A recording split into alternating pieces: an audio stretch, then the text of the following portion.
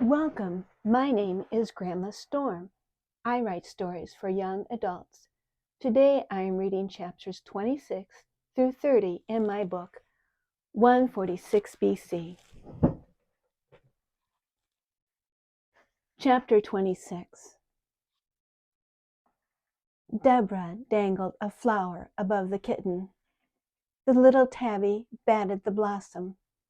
The girl, a pale thing of 15 years, dressed in yellow silk, lounged back on a couch, humming quietly while she watched her mother pace the room. "In the name of Jehovah, what is Barak thinking?" Naomi bit the words more than spoke them. Deborah's hand went limp and dropped the flower. The kitten saw the game was over and wandered away, attracted by an ant crossing the mosaic floor. Deborah's head fell back on the couch. The sun was too warm. The air was too thick. "Mother," whispered Deborah, "come sit by me." Naomi stopped in mid-stride and hurried to her daughter. "My darling, what is wrong?" "Nothing, Mother. I just want you by my side." "Barak should never have left us. Here we are, two defenseless women without husband or brother." "Mother, you are hardly defenseless. Besides, Father provided us with men servants, guards, and horsemen to protect our home. Father does well in all things except politics." "Politics is poison. Stick to the business that supplies for us and those that depend on us. That is what I always told him. Oh, why doesn't he return?" Naomi was on her feet again. Deborah watched her pace the floor. Marcus was so much like her. Barak was more like Father. Deborah turned her face to the wall, allowing the tears to flow freely. How could she live without Malchus, Barak, and Father? She didn't want Mother to see her cry. She was saved from her mother's observation by the entrance of the estate steward. "There you are," said Naomi to the man. "Tell me about the condition of the south fields. I was expecting a better harvest, but the rains have not been adequate." "Yes, my lady, you are correct," confirmed the steward. "With your approval, I will move field hands to irrigate the area." "What will that do to the harvest of the olive groves?" The conversation continued as Naomi and the steward left the room. The kitten returned to bat at the flowing silk of the girl's gown. Deborah wiped away her tears and pulled the yellow silk from the kitten's claws. "Where is your mother?" Deborah asked the kitten. "Has she gone off to see to the needs of the estate as well?" The kitten jumped away, pouncing on an ant. A plain-faced woman in a slave's gown walked into the room. "Do you require lunch?" "Mara, I never require lunch." "Shall I move you to the window?" "Yes, I would like to see the harbor." The big-boned, plain-faced Mara lifted the girl from the couch and carried her to a seat overlooking the harbor. "I pray to God Almighty, maker of heaven and earth, that he will see fit to bring Lord Barak back to us." "Yes," Mara, winced Deborah as the woman shifted her to an upright position. "It is my constant prayer as well. Bring the kitten here." Chapter 27. "Revenge is a motivating emotion," began Hercules. "Believe me, I fully sympathize. It's not sustainable. It is like eating only meat and no herbs. Too much heat. Perhaps a dose of vinegar would do you good." Torn shrugged his shoulders. He sat on the floor. His head hung down. His hands were free, but his legs were still shackled. Rin stood beside Hercules, ready to help with translation. It had been several days since Torn told his story.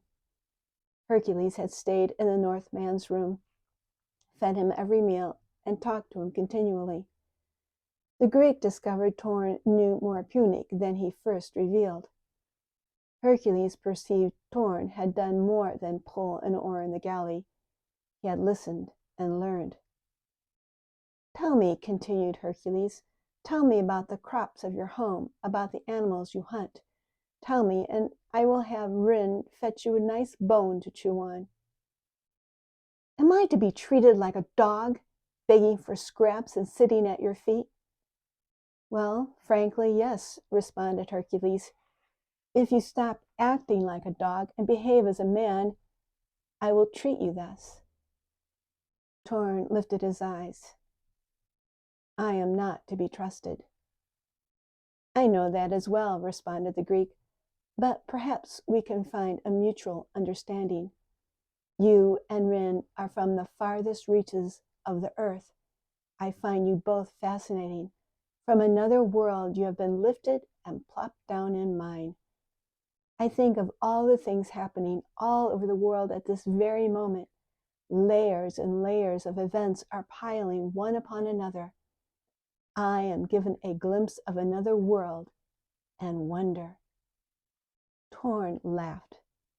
It was not a friendly laugh. "What kind of fool are you, old man?" "A fool that has you on a tether." "What kind of fool are you?" "One mad to kill and destroy." "Well, at least you are honest. Diogenes would be surprised. I had hoped to tame you, to learn from you about the land of the far north.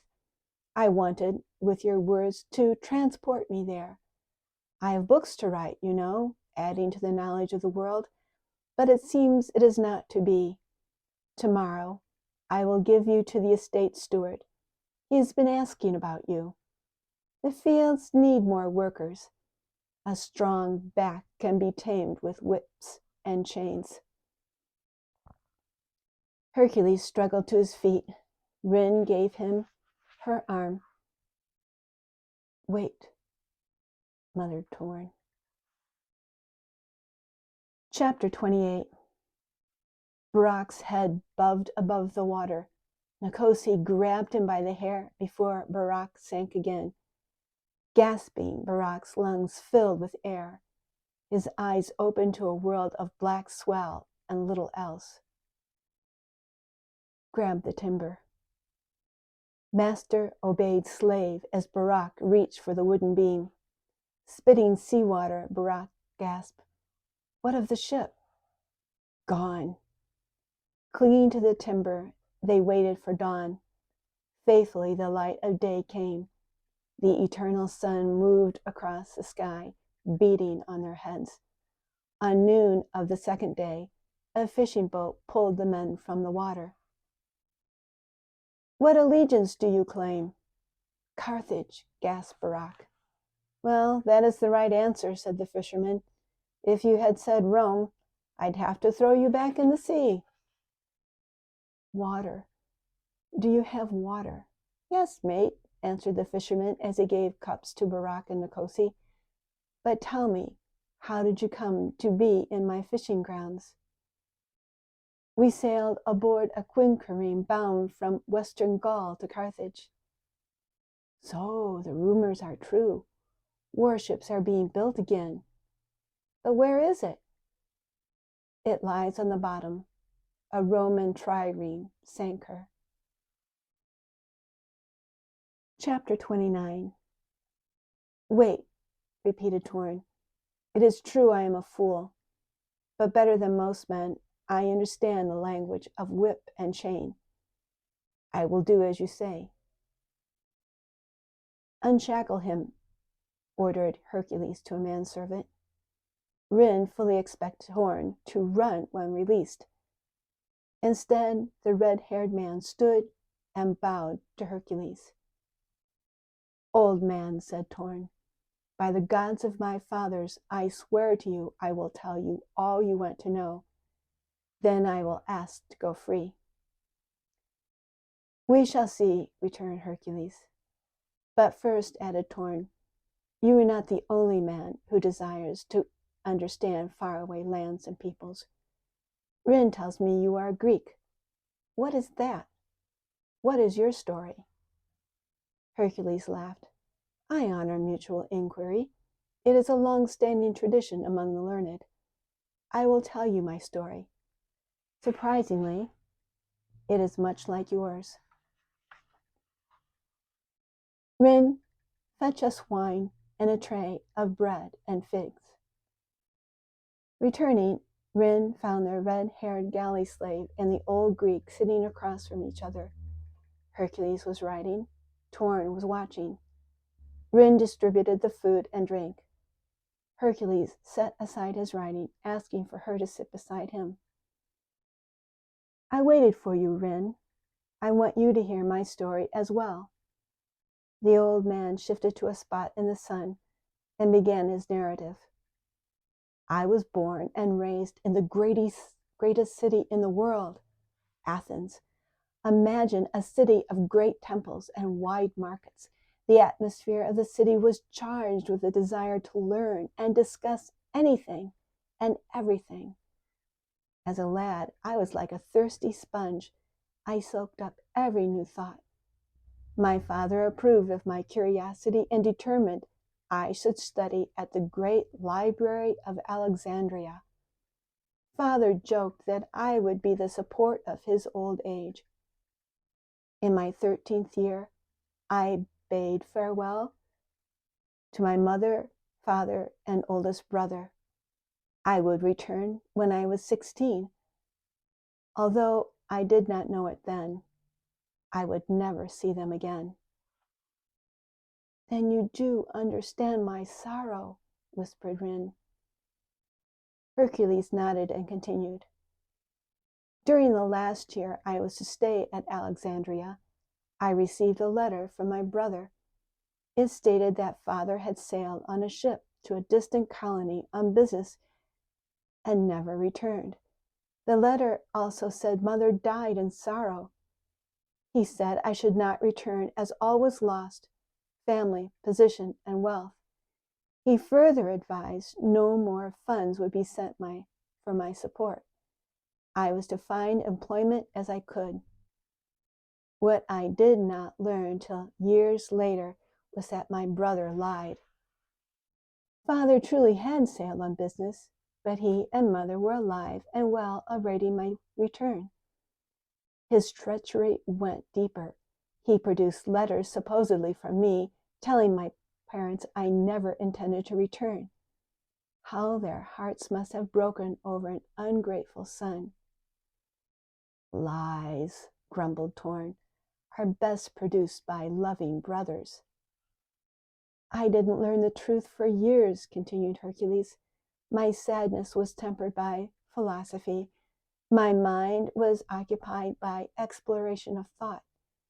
My skill in languages and writing supplied work in the library. I became a scribe, copying book after book. What, blurted Rin, is a library? Hercules grabbed a bundle of scrolls. A collection of these. Libraries hold wisdom, share knowledge, and inform the ignorant. They record observations of the stars, measurements of the earth, what minerals lie in foreign lands, what animals abide in the sea, what man thinks, what beats in his chest, and where lies the soul. That is what is in these scrolls. In a library are thousands and thousands of these scrolls. Teach me, said Torn as he fell on one knee before the old man. Chapter 30. Deborah played with the kitten until it went to sleep in her lap. She grew stiff in the chair and wondered when Mara would return. The view of the harbor was her favorite, yet she tired even of that. My dear, spoke Mara, entering the room, what may I get for you? Would you like a different view? Are you hungry? I wish I was hungry. Where is mother? The estate steward required her direction with an irrigation problem. Then I believe she rode south to the barley fields. Deborah pouted. Yes, Mara, take me to my room, then take the kitten back to its mother. Gently, Mara lifted the girl. Even though Deborah was 15, she was light of bone and thin of flesh. Mother was attentive and loving, but the strength of her will and the energy of her body kept her in constant motion. When father was away, which was often, mother ran the estate as well as any man. Riding, overseeing new construction, or managing the fields, mother was a force to be obeyed. Malchus and Barak adored her. If the truth were told, her husband, Senatus, was in awe of her, but that did not make him love her less. Mother hated the city. Carthage was full of women that thought of nothing more than to spend the mornings shopping at the merchants, the afternoons gossiping, and the evenings giggling over their wine cups. Their deepest collective thought concerned the latest fashion and how they should wear their hair. Mother had no patience for their simpering ways. The family estates suited her better. Mother was fond of the one on the island of Iboshim. The best fish sauce, garum, was produced there. Ibiza had a favorite vineyard. After losing hereditary holdings in Sardinia to the Romans, Senatus had instructed a steward to invest the family riches in new areas. In southern Gaul, a new manor was being built among the Celt Iberians. Naomi's father's holdings were in Alexandria. She still received income from Egypt, but her brother was now running the family concern since her father died. Over 20 years ago, Senatus had traveled to Egypt. As the eldest son of a wealthy Carthaginian, he had taken one of his father's ships, bodyguards and slaves, to seek new business and to see the great library of Alexandria. There he met Hercules. Senatus hired him to show him the riches of knowledge secreted in the scrolls and to guide him through the city. Senatus also mentioned his desire to meet prominent merchants. I know just the man, said Hercules. Good. What is his trade? Senatus asked. Silver, my lord, and gold. He has more wealth than he could spend in several lifetimes, but he is always willing to entertain new business opportunities. I know the family because I was hired to tutor their children. He paid very well for my services. Ah, you do have connections. Tell me, is this man well respected? Does he have an honest reputation? Would he be willing to trade with a Carthaginian? My lord Senatus, stated Hercules, this man of whom I speak has the highest reputation. The question is, would you be willing to do business with him? I have nothing against Egyptian, Numidian, Greek, or even Roman for that matter. Be they good men, men of their word. This man, Hercules lowered his voice, is a Jew. A Jew? I have heard of this race of men, but never met any. I understand their ways are quite different from every other people. Only one God, is that correct? They do not worship Tanit, Melkart, Zeus, Juno, or any of the other gods of the earth. Yes, that is correct, replied Hercules. One God. Jehovah is his name. They are an ancient tribe claiming to be older than any other people. For the most part, they choose to live separately. This Jew is different.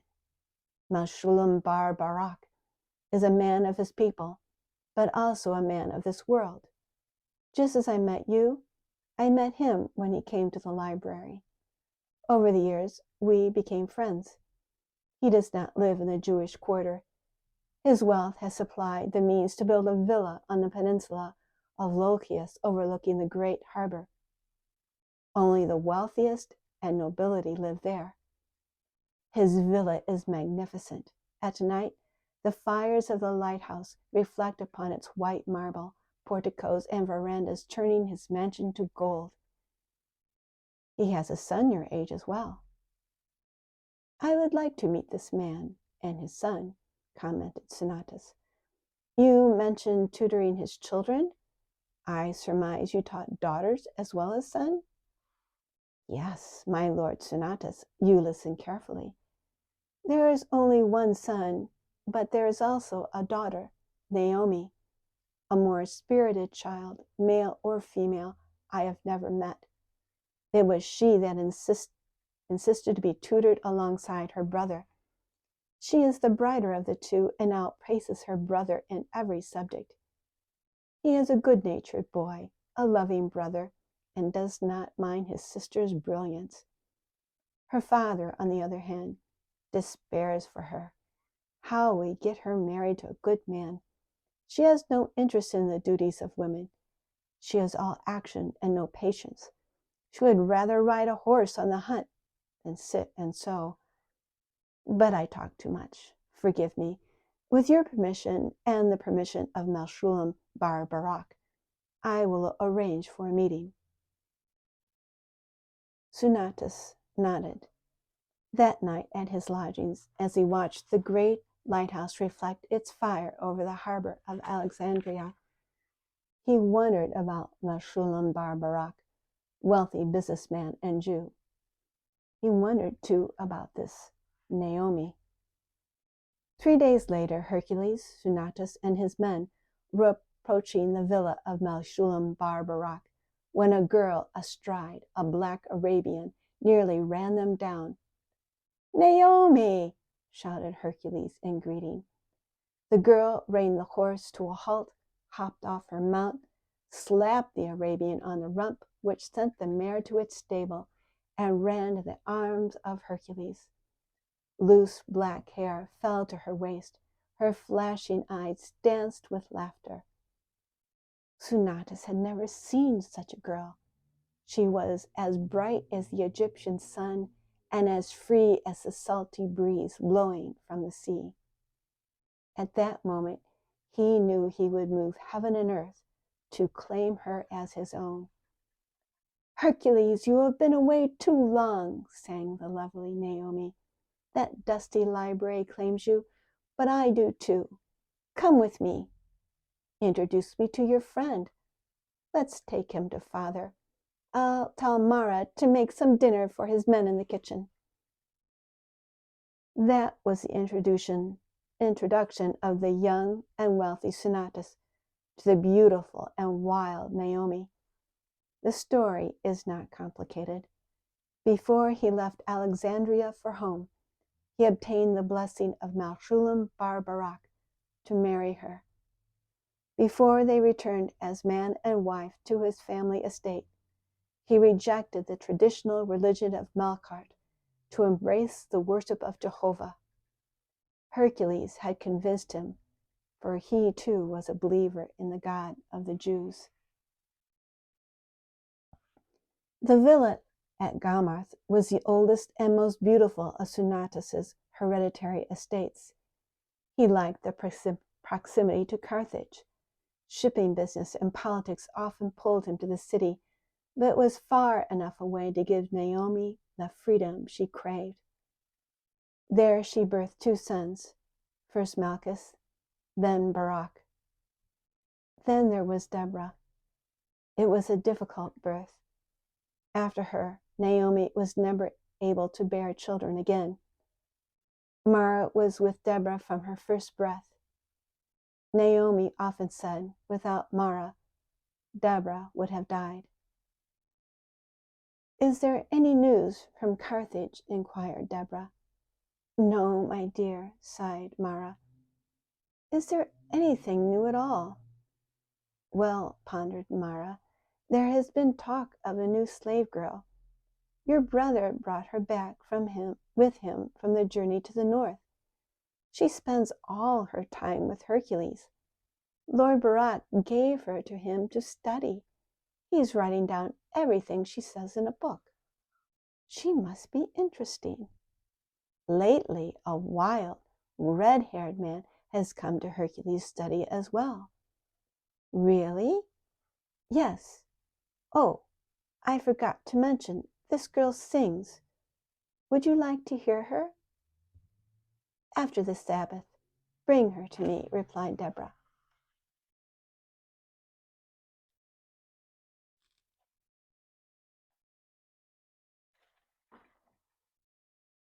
Thank you for listening. To hear more of the story, please come back soon, or you may purchase your own copy on Amazon. Just follow the link below.